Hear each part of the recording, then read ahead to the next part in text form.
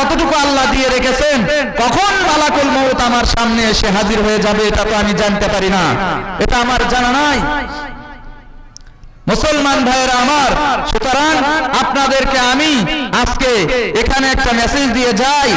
আল্লাহ রাব্বুল আলামিন যেহেতু কোরআনুল কারীমের ভিতরে আমাদেরকে ভয় করার কথা বলেছেন এবং প্রকৃত মুসলমান হয়ে কবরের ভিতরে যাওয়ার কথা বলেছেন, এজন্য আমরা সকলেই আল্লাহ রাব্বুল আলামিনের দরবারে ফরিয়াদ জানাবো, আল্লাহ আমাকে মাফ করে দাও।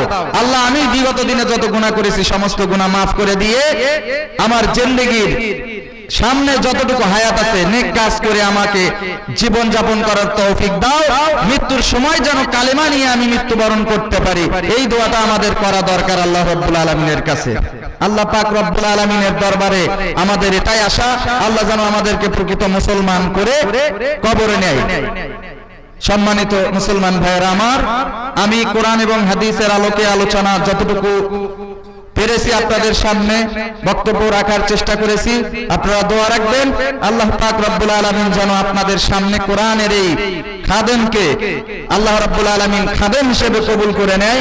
বাংলার আনাচে কানাচে যেন আমি কোরআনের দাওয়াতগুলো প্রচার করতে পারি, এই বলে আমি আমার আলোচনা এখানে শেষ করছি। ওয়া আখিরু দাওয়ানা আলহামদুলিল্লাহি রাব্বিল আলামিন। আসসালামু আলাইকুম ওয়া রাহমাতুল্লাহি ওয়া বারাকাতুহু।